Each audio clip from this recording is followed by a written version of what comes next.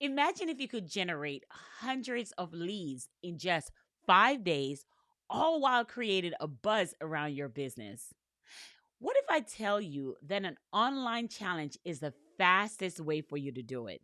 In this video, I'm going to be showing you the exact steps to create a powerful and profitable online challenge that attract and engage your ideal client. Listen, I remember when I first started running an online challenge. I wanted a way to generate leads, but I did not want it to take up my time and my freedom. And I don't want to be able to have to consistently cold call people or send cold call messages. When I launched my first challenge, it was overwhelming. Why? Because it brought in so many leads and then more than I expected.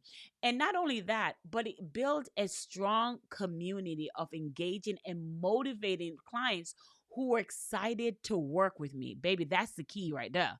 Right? Since then, I have redefined challenge strategy and I've helped others replicate the same success.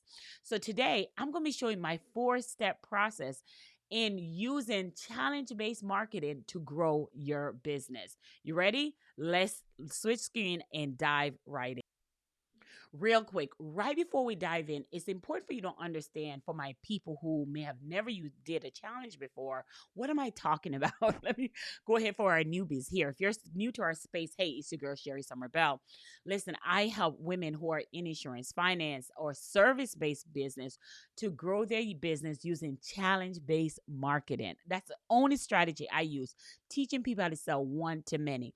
So a challenge is just like a webinar or masterclass, but it is held over a couple of days. Sometimes my favorite time to do it is 5 days. The reason why a challenge is so beneficial is because right now you're probably currently selling one to one. In other words, meeting someone, talking to them, meet another person, talking to them, and your schedule is so overwhelming and packed with different people, and you're saying the same thing over and over. But creating a challenge offers you the opportunity to move everyone to that challenge, say to them once, and get them the opportunity to say yes or no to your offer. So that's why a challenge is so effective, because once you do it, you can get back to your world. And you can even do it like once a month, like I do, and to be over with. So a challenge-based market has literally grew our business to 6 and 7 figure days. You heard that right. Days. You heard that right. I created an entire business just using this challenge-based marketing. So that's why I'm so excited to show you how we do it. So let me go ahead really quick and kind of bring up my iPad so you can see. Got my little handy dandy pen. When you're talking about challenge-based marketing, I have watched Tony Robbins, Eric Thomas, Lisa Nichols, and Russell Brunson. All these people have one thing in common. They use challenge-based marketing to grow their business. And now you will too. All right. So when we're talking about challenge-based marketing, it's important to understand, I think it's important to understand the step-by-step strategy and themes that's required for this challenge-based marketing. So the first thing you want to do is ask yourself, why do I want to do a challenge? What is the theme behind why I want to do it? And what I mean by theme is, what is the problem that this challenge is going to solve? What is the problem? What is a quick win that this problem is going to solve? So, for example, if I am in the space of bookkeeping, so I'm a bookkeeper. Ooh, I don't like this. I don't like the color. Give me a second. I don't like the color. Let me change the color. Uh, so if I'm a bookkeeper, keeper, and I know that people struggle with knowing where their money is going, right? They struggle with their debt, right? They have some debt that they struggle with. And so that's the problem. And over here is the goal. The goal is to get clear on their money. That is the goal. So that right now, the people come to your challenge are at this stage. But the problem is, so the problem here is they're not clear on what their debt look like, and they're not clear, and they want to get clear on their money. So my goal is try to get them to come over to this side.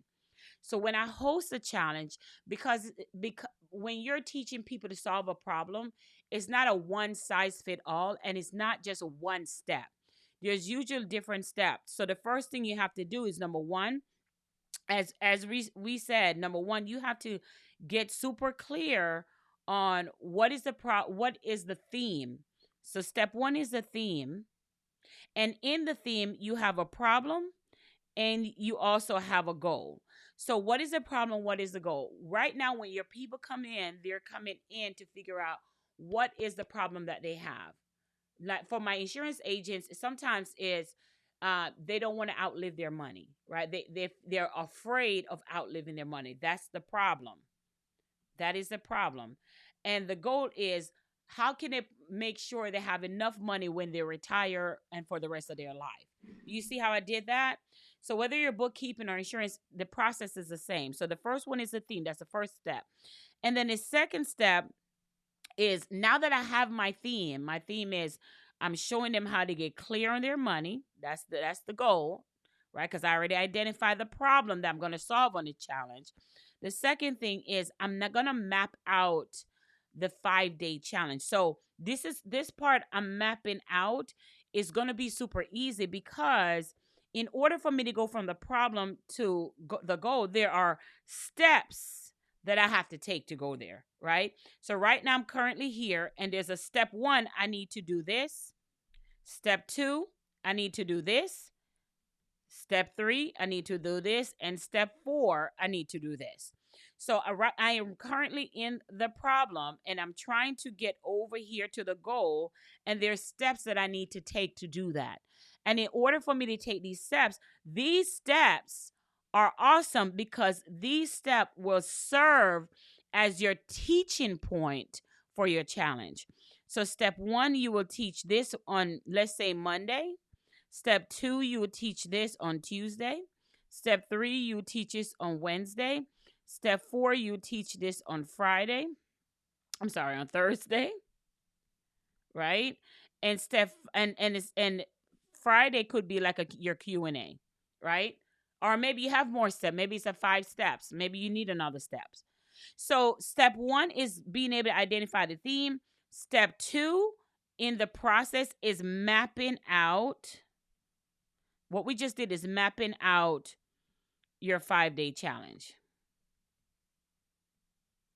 So that was step one. Step two, mapping out your 5-day challenge.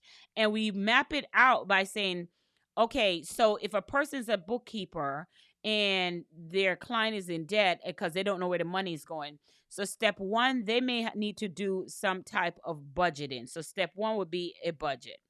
I'm going to be talking about budget the first day. And then step two is going to be talking about identifying the money.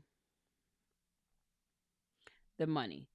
Right? Know where. So now that I did the budget, I now know where the money goes. Now, step three is making a decision. If when I identify the money, there's more money there. Where do I spend the money? What can I change? For example, if I did a budget and I identify that I have more money that I can spend, where do I do that? Do I use that extra money to offer life insurance or whatever the product that expertise is selling? So each day I am teaching them how to do budget, how to identify the money that they have in their bank account. Now that they know where the money is going, find out, okay, let's say they don't have enough money. You may have a resource for them to say, hey, you may need to start a small side hustle business so you can bring in more money.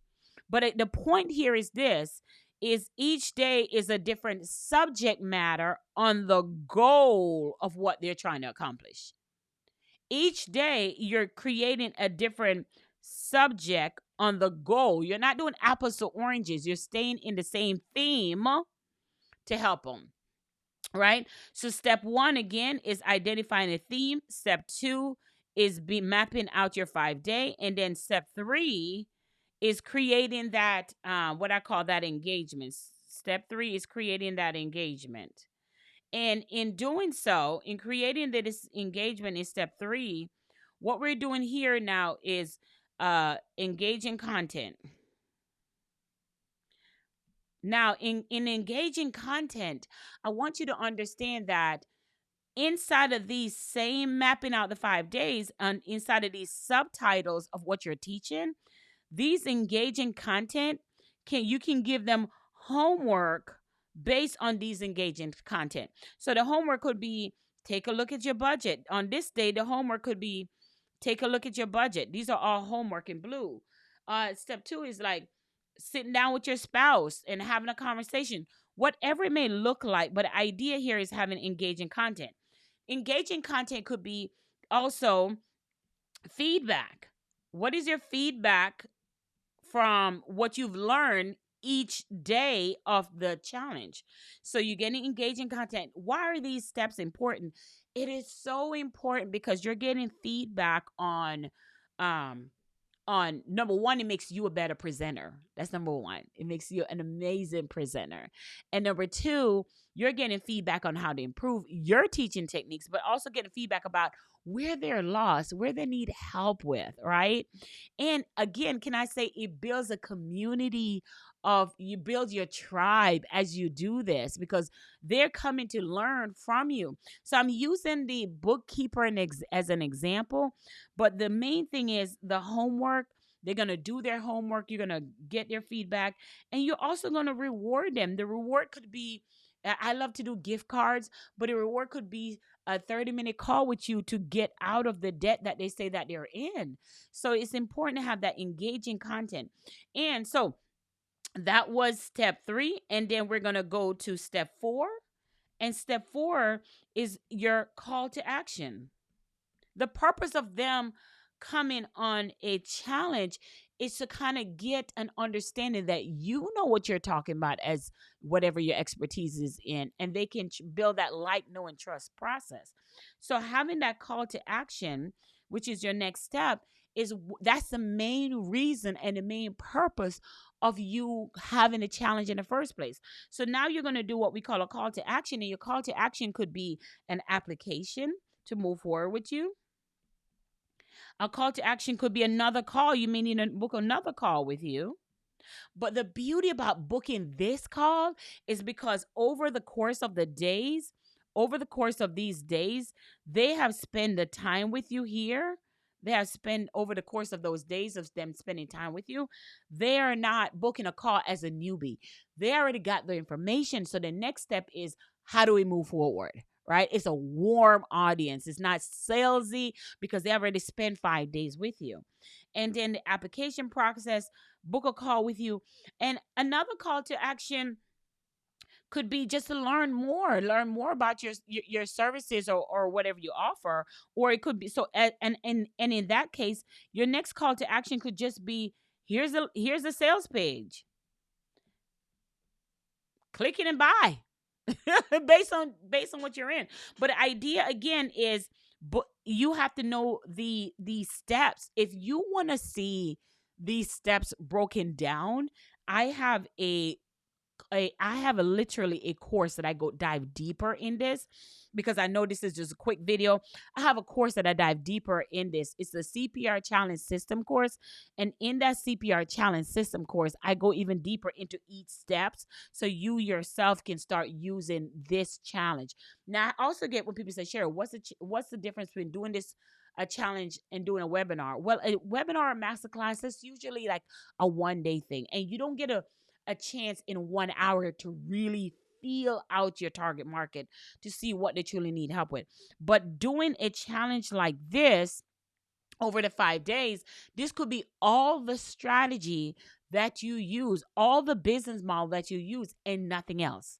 So that's the power of creating a challenge. And again, there is a CPR challenge system model that I dive deeper in this. So make sure you look in the description and grab that so you yourself can start doing your own challenges. Now, I want to give you an added bonus before I go. This is just an added bonus.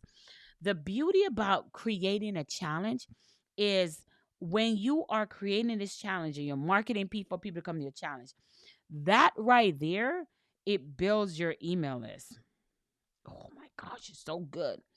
So if somebody ever say, hey, the first thing you need to do when you're growing your business, you need to learn how to build your email list, it takes care of that. It builds your email list. All right. Because whether they say yes to you when you do your call to action or not, it doesn't matter because even if they don't say yes to the first challenge, they may come to your second challenge. When I realized that all I had to do was to create challenge based marketing to grow my business, and then just get back to my life, because you're only technically doing a challenge maybe once a month. And I have clients that say, okay, well, after I do the challenge, what else should I do? Run it again if you have time. If you don't, wait till the next month, take a break, whatever it may be. Right. But again, the whole goal is for you to do one thing that achieves several other things. So not only does it build your email list, it increases your sale, and it of course help you to sell one to many. And you can do it all from the privacy of your own home. All right, that's all I got for you on this challenge based marketing. But again, like I said, I have the CPR Challenge System model that teach you these 4 steps, and it dive even deeper in this. And if you want to see that, if you want to see the challenge based marketing system in action, make sure that you hit the description and grab that course, and this will help you to be able to launch your next challenge. And make sure you tag me in it. I want to see it. Talk to you soon.